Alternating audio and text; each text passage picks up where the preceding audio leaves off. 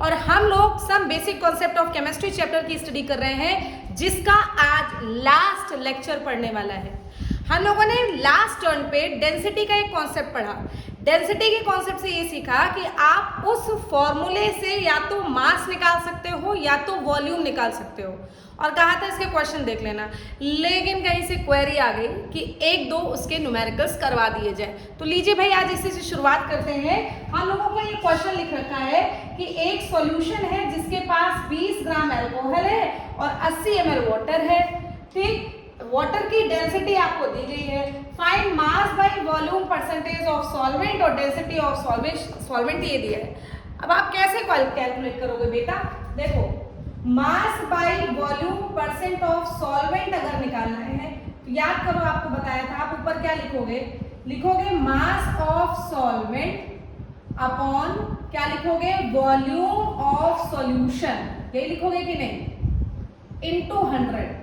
बताओ बेटा, यही लिखोगे कि नहीं? अब अगर आपको मास ऑफ सॉल्वेंट कहा जाए तो इस क्वेश्चन में कहाँ दिया है मास ऑफ सॉल्वेंट? आपको यहाँ पर 20 ग्राम जो दिया है वो अल्कोहल का मास है और वो सॉल्यूट होता है। तो मास ऑफ सॉल्वेंट निकालने के लिए आप डेंसिटी वाला फॉर्मूला लगाओगे। इससे density is equal to mass upon volume. अब डेंसिटी की वैल्यू दी गई है 1 ग्राम पर सीसी लिखो, ml लिखो। बात बराबर समझा चुके हैं कि 1 cc is equal to 1 ml होता है। इज इक्वल टू मास तो निकालना ही है, वॉल्यूम दिया गया है 80 ml। ml से ml कट हो जाएगा। मास ऑफ सॉल्वेंट या मास ऑफ वाटर कितना निकल के आया बेटा? आपका आया 80 ग्राम। ठीक, तो ऊपर की वैल्यू तो आपको निकल के मिल गई कि आप 80 ग्राम यहाँ पर वैल्यू को पुट करोगे। ठीक, अब अगर वॉल्यूम ऑफ सॉल्यूशन निकाला जाए तो वो भी आपको नहीं दिया है। आपको एक वैल्यू दी गई है। सॉल्यूशन क्या होता है? Solute plus solvent. तो अगर हम लोग बात करें कि सॉल्यूट प्लस सॉल्वेंट सॉल्यूशन होता है, ठीक है, और ये इक्विवेलेंट टू 100 होता है। तो वैसे तो अगर दिमाग लगाए भाई, वैसे तो अगर दिमाग लगाए, अच्छा वाला मतलब क्विक वाला दिमाग लगाए, जो ट्रिक्स करके भी क्वेश्चंस कर लेते हैं, उनका वाला दिमाग की बात करें तो एक का वॉल्यूम आपको अगर 80 ml दे दिया गया है तो दूसरा क्या होगा जिससे 100 बन जाए? बताओ, 20 होना चाहिए ना? बताओ मुन्ना, होना चाहिए ना? 80 और 20 मिलकर ही तो 100 बनेगा। लेकिन इसके लिए आपको कुछ दिया गया है, डेंसिटी ऑफ सॉल्यूशन। इससे भी आप निकाल सकते हो वॉल्यूम ऑफ सॉल्यूशन। मैंने कहा था डेंसिटी से आप मास भी कैलकुलेट कर सकते हो या फिर वॉल्यूम भी कैलकुलेट कर सकते हो। तो चलो आप देखते हैं, डेंसिटी ऑफ सॉल्यूशन अगर आपको दिया गया है तो फॉर्मूला तो भैया वही होगा, क्या? मास अपॉन वॉल्यूम। अब आप बताओ डेंसिटी ऑफ सॉल्यूशन की वैल्यू कितनी है? थोड़ा छोटे में लिखते हैं। डेंसिटी ऑफ सॉल्यूशन की वैल्यू कितनी है? 2 ग्राम पर ml। ठीक है, मास ऑफ सॉल्यूशन कितना हुआ? मास ऑफ सॉल्यूशन 20 ग्राम और 80 ग्राम कितना? 100 ग्राम। तो is equal to 100 upon volume. बताओ, अभी अगर ना समझ में आ रहा हो तो आप लोग बताओ, यही तो होगा भाई। यहाँ पर 100 ग्राम कितना? Mass of solvent 80 gram, mass of solute 20 ग्राम। 80 और 20 मिलकर कितना बन गया? 80 और 20 मिलकर कितना बन गया? 100 बन गया। यही तो यहाँ समझा रहे थे कि अगर एक चीज का 20 ग्राम है तो दूसरे का 80, सॉरी उल्टा लिख दिया था, सॉरी। सॉल्यूट का अगर 20 ग्राम है तो सॉल्वेंट का अगर आप निकालोगे तो वो 100 के इक्वल 80 ग्राम करके निकाल लोगे कि नहीं? तो वही चीज तो आएगा। तो 80 और 20 100 हो गया। अब अगर वॉल्यूम आपको कैलकुलेट करना हो, तो यहाँ पर कैसे कैलकुलेट करोगे? बताओ, वॉल्यूम इज इक्वल टू अगर कैलकुलेट करना हो तो आप लोग कैसे निकालोगे? बताओ मुन्ना, कितना आएगा? 100/2 ना? इसमें भी कंफ्यूज हो रहे हो क्या भाई? ग्राम से ग्राम गया, 100/2 ml, 250 ml। 50 ml का बना कि नहीं बना आपका? 100/2। बताओ यार, अगर इसमें कंफ्यूज हो रहे हो तो प्रॉब्लम हो जाएगी। तो डेंसिटी ऑफ सॉल्यूशन से आपने वॉल्यूम ऑफ सॉल्यूशन निकाल लिया 50 ml। आपको क्वेश्चन में क्या क्या चाहिए? अब इसको बिगाड़े इधर वाला, चलो इसको बिगाड़ते हैं। इसको समझो फिर। आपने मास by volume percent of solvent निकालना है। मास ऑफ सॉल्वेंट डेंसिटी से निकाला 80 ग्राम, ठीक है। इसके बाद वॉल्यूम ऑफ सॉल्यूशन डेंसिटी से निकाला 50 ml इंटू 100, ठीक है, 5 2 10 0 कितना आया 160%। काम खत्म, यही आपका आंसर है। अगर आपसे आंसर पूछा जाए तो यही आंसर है, बल्कि परसेंटेज में आप लोग तो दोगे नहीं, तो इसको यूनिट क्या होगी मास बाय परसेंट की, ग्राम पर ml, ग्राम पर ml। समझ में आया, मास बाय वॉल्यूम परसेंटेज की यूनिट ग्राम पर ml। क्लियर हुआ, एक क्वेश्चन समझ में आया।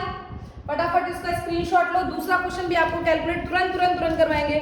अगर आप लोग को दे दे होंगे तो आप लोग कहोगे समझ ही में नहीं आ रहा। चलो देखो फिर से एक बार, फिर से आपको मास बाय वॉल्यूम ऑफ इथेनॉल, इस बार तो भैया इथेनॉल निकालना है, तो सॉल्यूट लिख दें, ठीक है लिख दिया। तो ऊपर क्या लिखोगे, mass of solute upon volume of solution into 100, volume of solution into 100। आया समझ में। अब अगर वॉल्यूम ऑफ सॉल्यूशन की बात करें तो बताओ, खुद सोचो, आपको 25 ml सॉल्यूट दिया है और 80 ml पानी दिया है, सॉल्यूट और सॉल्वेंट मिलकर सॉल्यूशन बनता है, तो वॉल्यूम ऑफ सॉल्यूशन तो आपको गिवन है भाई। क्या गिवन है, 80 प्लस 25, जोड़ो जरा कितना आएगा, 8 2 10, 105। 80 और 25 105, सॉल्यूशन तो भैया वॉल्यूम पता चल गया।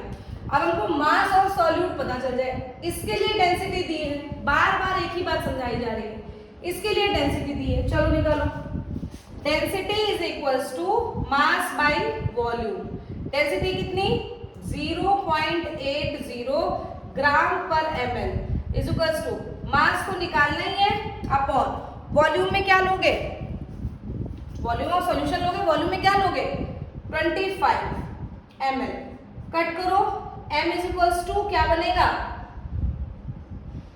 मास अगर निकालोगे तो क्या बनेगा बताओ, मल्टीप्लाई करो, cross multiply, 80 into 25, 0.80 into 25 cross multiply करो, कितना आएगा, करो यार तुम लोग करते नहीं हो कोशिश। 0.80 इंटू 25, 8 5 जा 40, 8 2 जा 60, 0 0 6 6 4 10 आएगा आपका 20 ग्राम। ये कैलकुलेशन करके दिखा रहे हैं, आ गया आपका 20 ग्राम मास। तो मास ऑफ सॉल्यूट डेंसिटी से आपने निकाला कि नहीं निकाला, हाँ मास ऑफ सॉल्यूट डेंसिटी से, तो यहाँ पर कितना आया 20 ग्राम इंटू 100। इसको सॉल्व करो मुन्ना, इसको आप लोग जब सॉल्व करेंगे तो आंसर इसका आएगा 19.04 ग्राम पर ml। है तो बड़ा हलवा, अगर नहीं सॉल्व कर पा रहे हो तो दिक्कत हो जाएगी, इसको सॉल्व करो, लगभग 19 पॉइंट समथिंग आंसर आएगा इसका। बताना, आंसर देना, आप लोग कमेंट सेक्शन में कमेंट करके आंसर देना। एक बार कैलकुलेट तो करो यार, तुम लोग करते ही नहीं हो कैलकुलेट करना। जो बच्चे पढ़ रहे हैं मेरे से वो प्लीज कमेंट सेक्शन में कमेंट करें कि इसका आंसर आप कैलकुलेट करके क्या लाए हो। क्लियर। तो डेंसिटी के बेस पर क्वेश्चन समझ में आ गया कि डेंसिटी अगर आपको गिवन है तो कैसे भी क्वेश्चन हो आप उस डेंसिटी की सहायता से मास निकाल सकते हो या तो वॉल्यूम निकाल सकते हो, और फिर उसकी वैल्यूज को जिस फॉर्मूला में पूछा गया उसको उसमें पुट करके आप आंसर निकाल सकते हो। तो है तो ये बड़ी आसान चीज। ठीक, इसके बाद हम लोग नया टॉपिक स्टार्ट करने जा रहे हैं अबाउट मोलैरिटी। तो इसका स्क्रीनशॉट लो बेटा, पहले इसका स्क्रीनशॉट लो, इसके बाद हम लोग स्टार्ट करते हैं that what is molarity. So please take a screenshot. Now we study about molarity. 3 topic बचे हैं, molarity, molality, mole fraction. So what about molarity? Molarity is the dissolution of solute in 1 liter solution. मतलब the number of moles of solute dissolved in 1 liter solution is called as molarity. और कोई language बताए, अगर 1 litre solution में जितने number of moles को घोल दिया जाए वही उसकी मोलैरिटी कहलाती है। अरे यार बड़ा आसान चीज है। मोलैरिटी को आप रिप्रेजेंट किससे करते हो, m से, नंबर ऑफ मोल्स को n से, वॉल्यूम में v से, किसमें लोगे लीटर में। बस n बराबर क्या होता है बेटा, given mass upon molar mass. एक छोटी बात समझाने जा रहे हैं, देखो अगर आप मास ऑफ सॉल्यूट लोगे, देखो सॉल्यूट सॉल्वेंट में ज्यादा क्या है, जैसे हम समझा रहे हैं वैसे समझते हैं। ठीक, सॉल्यूट और सॉल्वेंट में ज्यादा क्या क्वांटिटी में होता है, सॉल्वेंट होता है, तो हम लोग सॉल्वेंट को प्रेफरेंस देंगे। तो W1 M1 वैल्यू हम लोग सॉल्वेंट के लिए मानेंगे, एनसीईआरटी में यही दिया है, यही करना पड़ेगा आपको। ठीक है। तो mass of solvent, given mass of solvent अगर आपको दिया जाएगा तो बेटा उसको आप W1 मानो, ठीक है। फिर मोलर मास ऑफ सॉल्वेंट अगर आपको दिया जाए, मोलर मास ऑफ सॉल्वेंट, तो आप उसके लिए टर्म यूज करोगे M1। फिर अगर गिवन मास ऑफ सॉल्यूट दिया जाए तो उसके लिए आप टर्म यूज करोगे W2, और अगर मोलर मास ऑफ सॉल्यूट दिया जाए तो उसके लिए आप टर्म यूज करोगे M2। मतलब इसमें कोई कंफ्यूजन? मैंने एक छोटा सा कॉन्सेप्ट बताया, उसी की फॉर्म में याद करो। क्या कि अगर आपको सॉल्यूट और सॉल्वेंट में पूछा जाए कि सॉल्यूशन बढ़िया कब बनेगा, तो आप कहोगे जब सॉल्वेंट ज्यादा होता है। तो सॉल्वेंट ज्यादा है, प्रेफरेंस उसी को दे दो, यानी कि फर्स्ट पोजीशन पर सॉल्वेंट को मान लो। तो W1 M1 किसके लिए? सॉल्वेंट के लिए। W2 M2 किसके लिए? सॉल्यूट के लिए। छोटू सा कॉन्सेप्ट है, समझ में आ गया मुन्ना? क्योंकि इसी के बेस पर एनसीईआरटी में वैल्यूज पुट करके आपको फॉर्मूलाज दिए गए, नहीं जानोगे तो फिर समझ में नहीं आएगा। चलो आओ देखो, अब आपको यानी कि N ऑफ सॉल्यूट समझना है यहाँ पे, है ना। सॉल्यूट का given mass upon molar mass formula होता है, बोलो भाई। और सॉल्यूट के लिए W2 M2 यूज करते हैं कि नहीं करते?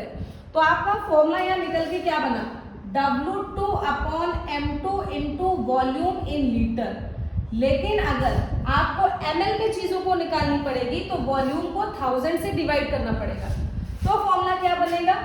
W2 upon M2 into 1000 upon V, लेकिन अब ये ml में आ गया, V अपॉन 1000, वॉल्यूम को 1000 से मल्टीप्लाई किया गया। तो बेटा फॉर्मूला तो मोलारिटी का ये बन गया, molarity is equals to W2 upon M2 into 1000 upon V, लेकिन V किस में है? ml में। अगर आपको लीटर में कैलकुलेट करना है तो आप 1000 ना लगाओ, बात खत्म। फॉर्मूला तो यही होता है। क्लियर हुआ? एकदम समझ में आया? बस इतना ही है मोलारिटी। क्लियर? एक क्वेश्चन करें? चलो एक क्वेश्चन करके छोटू सा देखते हैं। Find number, find molarity, directly करते ना। फाइंड, गंदा हो गया यार, लो बड़ा साफ हो गया, नहीं। फाइंड मोलारिटी कब? If 4 gram of NaOH, 4 gram of NaOH is dissolved in 250 ml solution, is dissolved in 250 ml solution। ये आपको क्वेश्चन दिया गया है, छोटा सा क्वेश्चन है, इसको देख लो भाई, समझ लो, ठीक है। क्वेश्चन की सीरीज बनाएंगे बेटू, तभी और अच्छे क्वेश्चंस को भर भर के क्वेश्चन करवाएंगे, बट अभी तो इतना ही समझो भाई। फाइंड मोलारिटी, मोलारिटी की बात करें, चलो एक निकालो। मोलारिटी का फॉर्मूला क्या होता है? W2 upon M2 into 1000 upon V इन ml। W2 क्या है? मास ऑफ सॉल्यूट, कितना दिया है? 4। Molar mass of solute NaOH का जरा निकालो। Na का कितना होता है? 23। ऑक्सीजन का कितना होता है? 16। हाइड्रोजन का कितना होता है? 1। 6 1 7 3 10, शून्य कैरिए 2 1 3 1 40। तो 4 अपॉन 40 इंटू 1000 अपॉन 250, सही ना। वॉल्यूम कितना दिया गया? 250। तो आप 0 से 0, 0 से 0, 4 4 कटा, 5 2 10, 5 5 25, 2/5। अगर इसका आंसर निकालेंगे तो कितना बनेगा? 0.4 moles per litre, 0.4 moles per litre. This is the unit of molarity. अगर यूनिट करें, मोलारिटी की यूनिट की बात करें तो बेटा इसकी यूनिट आएगी मोल्स पर लीटर। आया कहानी समझ में? एकदम समझ में आई कहानी? एक मैथड और लगाए, बताओ जल्दी बताओ। लेकिन डेंसिटी के कॉन्सेप्ट पे है, कर लिया क्या? चलो फिर इसका स्क्रीनशॉट लो, फिर डेंसिटी के कॉन्सेप्ट पे एक मैथड बताते हैं। Note down this.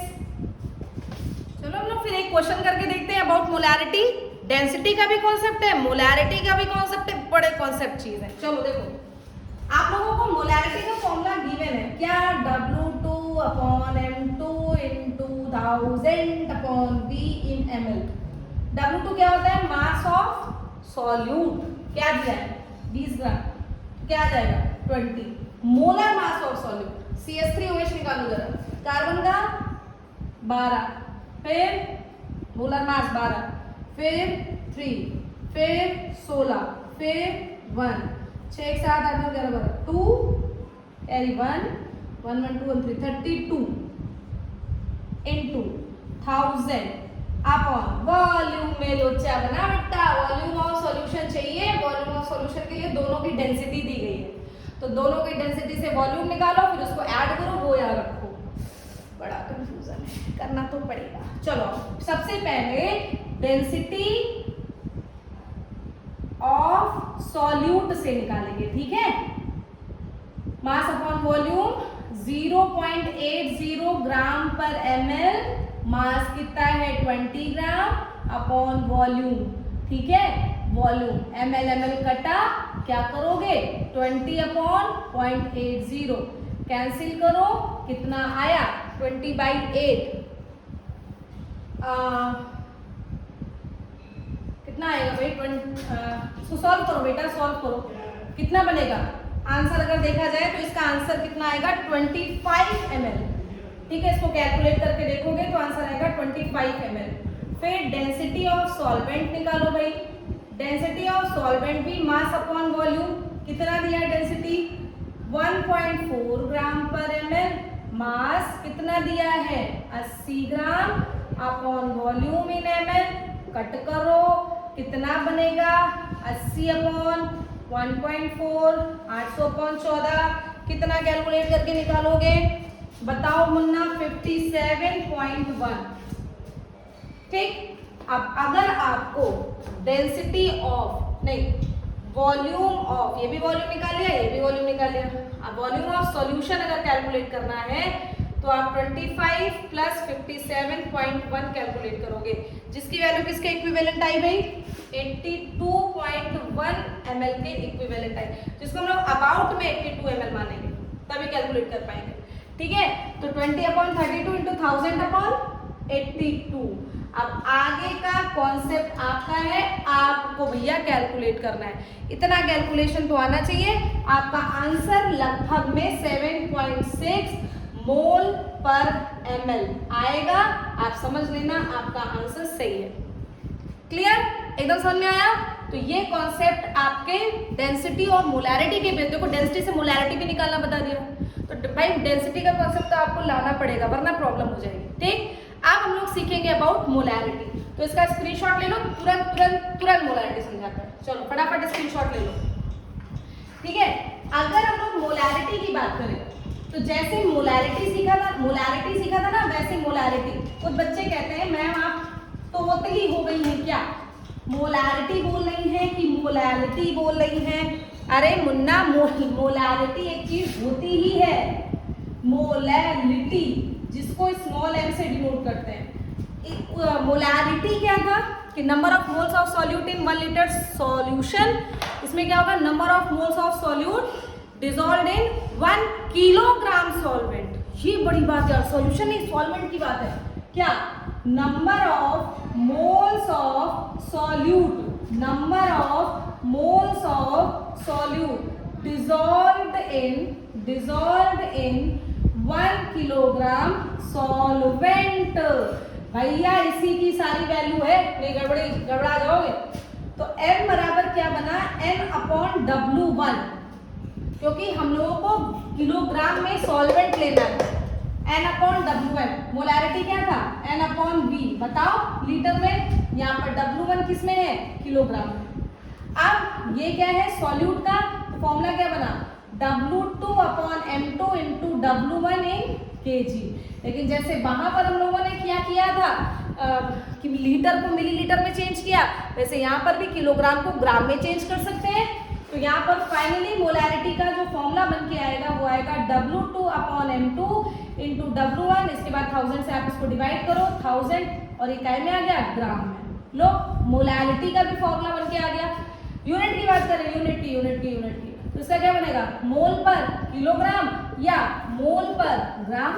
कितनी आसान चीजें हैं यार, और इसमें अगर आप लोग कंफ्यूज हो जाओ तो कंफ्यूज, कुछ लोग तो कहते हैं हमको आता ही नहीं है, ये तो कितनी गलत बात हो जाती है अगर सब बच्चे बोल देते हैं कि मुझे आता ही नहीं है। ये कौन सी बात हुई, ठीक है समझ में आया। एक क्वेश्चन करें इसी के बेस पे, नोट करते हैं, सामने क्वेश्चन लिखा रखा है, इसको स्क्रीनशॉट लो फटाफट, मोलैरिटी खत्म आपका, ठीक है। इसका स्क्रीनशॉट लो, एक क्वेश्चन लेते हैं समझते हैं इसको। क्या लिखा है 20 ग्राम ऑफ, क्वेश्चन है 20 ग्राम ऑफ C2H4O2, एक कोई आपका कंपाउंड है C2H4O2 is added in water जिसको सॉल्वेंट में ऐड किया गया, इज एडेड इन वाटर, ठीक, to form a solution of 100 gram, to form a solution of 100 gram, 100 gram solution बनके तैयार हो गया, ठीक। फाइंड द मोलैरिटी, छोटा सा आपको एक क्वेश्चन दिया गया है कि मोलैरिटी कैसे निकालोगे अगर आपको बेसिक जानकारी दी जाए, ठीक है। फटाफट मोलैरिटी का फॉर्मूला रखते हैं, m बराबर वही ऊपर वाला formula W2 upon M2 into W1 upon 1000, और ये W1 काहे में दिया है, ग्राम में दिया है। चलो W2 low, W2 mass of, ठीक है, तो यहाँ पर मास लिख लो, C2H4O2 क्या लिखोगे, 12 2 जा 24 और 4 16 2 जा 32, जोड़ो 4 4 8 2 10, शुरू करिए 3 2 5 1 6 60 बना, यहाँ पर 60 इंटू 1000। वॉल्यूम ऑफ वाटर की बात करें तो कितना आएगा बेटा, आप बताओ 100 ग्राम सॉल्यूशन है, इसको यहाँ से देखते हैं, solute plus solvent is equals to 100, ठीक है, होता ही ये बता चुके हैं। सॉल्यूट कितना है 20 ग्राम, सॉल्यूशन कितना है 100 ग्राम, कि तो अरे मैम अभी तो हम यहाँ 100 रख देते, हमको पता है छोटा दिमाग है, कैसे करोगे, बच्चों वाला दिमाग है, बड़ों वाला इसको कन्वर्ट करो। 20 ग्राम ये, 100 ग्राम सॉल्यूशन, तो भैया क्या सॉल्वेंट नहीं निकाल पाओगे, सॉल्वेंट कितना आएगा 100 माइनस 20, यानी कि इसकी वैल्यू 80 ग्राम के बराबर आ जाएगी। तो यहाँ पर आप वैल्यू 80 रखना, सॉल्वेंट का मास रखना पड़ता है, सॉल्यूशन या सॉल्यूट नहीं। तो ये 0 से ये 0, ये 0 से ये 0 कट हो गया, 2 4 जा 8, 2 5 जा 10, 2 2 जा 4, 10 टाइम्स, ठीक है, कितना काटे यार, 2 5 जा 10, कितना बना 25 अपॉन 6, कैलकुलेट करो 25 अपॉन 6 कितना आएगा, उधर से आंसर दो, 25 अपॉन 6 कितना आंसर बना, हाँ 6 4 जा 24, लगभग 4.1 मोल्स पर ग्राम, क्योंकि आप ग्राम में आंसर निकाल रहे थे 1000 में, तो ये आपका आंसर हो गया। आया समझ में, कितना आसान है मोलैरिटी को कैलकुलेट करना। तो बेटा इसका स्क्रीनशॉट ले लो, आपने मोलैरिटी पढ़ लिया, एक छोटू सा कॉन्सेप्ट पढ़ाने जा रहे हैं, मोल फ्रैक्शन, चैप्टर खत्म, ठीक। तो please take screenshot. The last topic of this chapter is mole fraction. तो मोल फ्रैक्शन क्या होता है बेटू, सॉल्यूशन में how many number of moles of solute और how many number of moles of solvent is present, इसको हम लोग कैलकुलेट मोल फ्रैक्शन से करते हैं। जीटा से रिप्रेजेंट किया जाता है, ऐसे बनता है जीटा, एक्स बना लो यार, थोड़ा सा टेढ़ा मेढ़ा एक्स, ठीक है, कंफ्यूज मत होना, इसको जीटा कहते हैं। चलो मोल फ्रैक्शन ऑफ सॉल्यूट अगर आपको निकालना हो तो आप कैसे निकालोगे, आप निकालोगे एन ऑफ सॉल्यूट, पहले तो लैंग्वेज लिखते हैं, moles of solute upon moles of solution, बोलो यही बनेगा। तो बेटा मोल्स ऑफ सॉल्यूट को आप N2 लिख सकते हो, क्या बताया था, सॉल्यूट के लिए W2 M2 N2 यूज करेंगे और सॉल्वेंट के लिए W1 M1 N1 यूज करेंगे। चलो सॉल्यूट के लिए N2, मोल को N से रिप्रेजेंट करते हैं, सॉल्यूशन के लिए आप N2 प्लस N1 करोगे कि नहीं करोगे, बताओ भाई। तो फॉर्मूला तो यही बन गया, moles of solute upon moles of solution, इसी से निकालना है। और ये बताओ मोल्स निकालना नहीं आता क्या, इसको आप लोग क्या W2 upon M2 upon W2 upon M2 plus W1 upon M1 नहीं लिख सकते हो क्या, यही फॉर्मूला है, यही कर सकते हैं हम लोग, ठीक।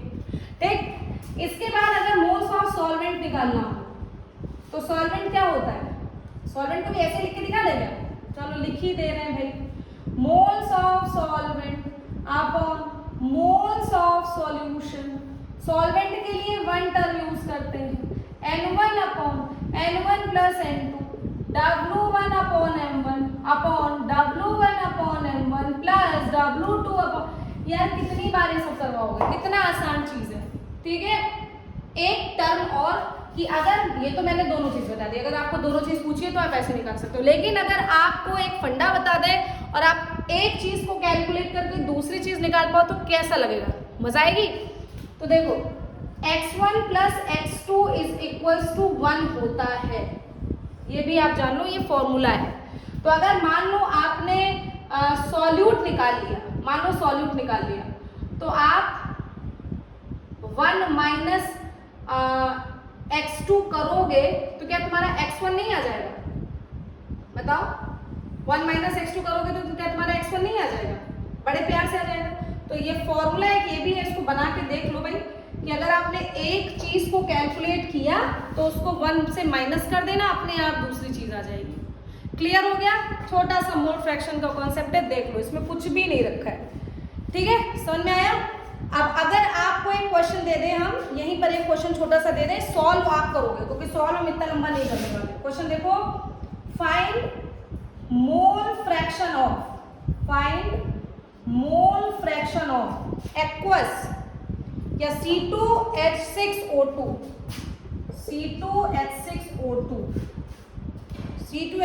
in a 20% aqueous C2H6O2 solution. पानी में मिलाया गया, इसको पानी में मिलाया गया है। तो अगर आपसे बात करें फाइंड मोल फ्रैक्शन ऑफ, ये तो ये सॉल्यूट है ना, तो मान के चले कि आपसे क्या x2 पूछा गया है। सॉल्यूट के लिए यार 2 लगाते हैं, सॉल्वेंट के लिए 1 लगाते हैं, कितनी बार बताएं? x2 मान लो पूछा गया, यहाँ पर क्या लिखोगे? N2/N1 + N2 लिखोगे कि नहीं? N2 के लिए गिवन मास आपको 20 दिया है, C2H6O2 का मास नहीं निकाल पाओगे क्या? तो C2H6O2 12 2 24 6 16 2 32, कितना आएगा? 6 2 8 12 2 6 62। तो यहाँ पर क्या बनेगा? 20/62। बताओ भाई यार, मास 20% का मतलब 20 ग्राम C2H6O2 दिया है। अरे जिसको नहीं पता देखो, 20% C2H6O2 का मतलब है आपको 20 ग्राम C2H6O2 दिया है।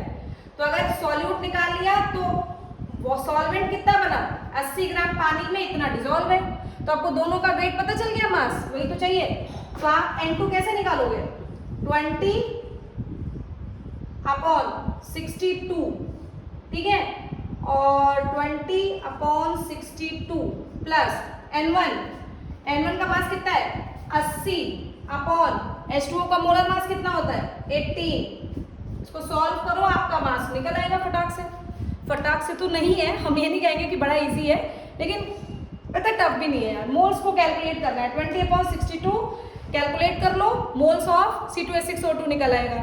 और फिर मोल्स ऑफ वाटर 80/18 कर लोगे, मोल्स ऑफ वाटर निकल आएगा। इजी है, समझ में आया मोल फ्रैक्शन क्या होता है? तो कॉन्सेप्ट तो आपने पढ़ लिया। एक छोटू सा और चीज बची है कि अरे यार मैम खत्म ही नहीं हो रहा, खत्म होगा, बस एक छोटा सा कॉन्सेप्ट आपका बचा है, टेम्परेचर डिपेंडेंट टर्म। इसका स्क्रीनशॉट लो बेटा, हम लोग टेम्परेचर डिपेंडेंट टर्म को पढ़ के इस चैप्टर को फिनिश करने वाले हैं। So please take screenshot. Last topic बचा है बच्चों, टेम्परेचर डिपेंडेंट टर्म। अब हम लोगों ने इतने सारे कंसंट्रेशन के टर्म पढ़े, mass by mass percentage, mass by volume percentage, volume by volume percentage, mole fraction, molarity, molality. इन सब में कौन कौन टेम्परेचर डिपेंडेंट होता है इसकी बात करते हैं। देखो, अगर आपने टेम्परेचर बढ़ाया तो वॉल्यूम पर तो फर्क पड़ेगा, लेकिन मास पर कोई भी फर्क नहीं पड़ेगा, इस बात को दिमाग में डाल लो। तो बेटा जिन जिन फॉर्मूलाज में वॉल्यूम यूज होता है ना, वो सारे चीजें टेम्परेचर डिपेंडेंट होंगी। जैसे मास बाय वॉल्यूम में वॉल्यूम इन्वॉल्व होता है, तो ये टेम्परेचर डिपेंडेंट प्रॉपर्टी है, क्योंकि वॉल्यूम बदला तो ये प्रॉपर्टी बदलेगी। वॉल्यूम बाय वॉल्यूम में तो पूरा ही वॉल्यूम है, तो 100% ये टेम्परेचर पे डिपेंडेंट रहेगा। टेम्परेचर बदला, वॉल्यूम बदलेगा, पूरी प्रॉपर्टी बदल जाएगी, पूरी वैल्यू बदल जाएगी। मोलैरिटी भी तो क्या होता है? Moles upon volume in litre या ml 1000 से डिवाइड, कितनी चीजें अभी समझाई है। तो मोल्स अपॉन वॉल्यूम का कॉन्सेप्ट बताया है, तो ये भी टेम्परेचर डिपेंडेंट प्रॉपर्टी है, ठीक। लेकिन मास बाय मास में तो कहीं भी वॉल्यूम नहीं है, मोलैरिटी में भी वॉल्यूम नहीं है, तो बेटा ये कैसी प्रॉपर्टी है? ये आपकी टेम्परेचर इंडिपेंडेंट प्रॉपर्टी है। क्यों? क्योंकि मास कभी भी टेम्परेचर से नहीं बदलता। तो इस तरीके से आप लोग इस चीज को तैयार कर लो। क्लियर हो गया, एकदम समझ में आया? तो बस आज का लेक्चर यहीं पर समाप्त होता है। हम लोग अभी नेक्स्ट जो भी आप लोग बोल दोगे वही वीडियो शुरू करेंगे। क्लियर? तो ये चैप्टर इतने 10 वीडियोस में आई थिंक कंप्लीट हुआ है। छोटे छोटे तरीकों से आपको समझाया जाता है, इसको आप बेसिक मानकर लगाओ क्वेश्चन, और कोई भी क्वेरी हो कमेंट सेक्शन में कमेंट कर दो, आपको जानकारी दे दी जाएगी। तब तक के लिए पढ़ते रहो, बढ़ते रहो। मेरी तरफ से सभी को थैंक यू सो मच।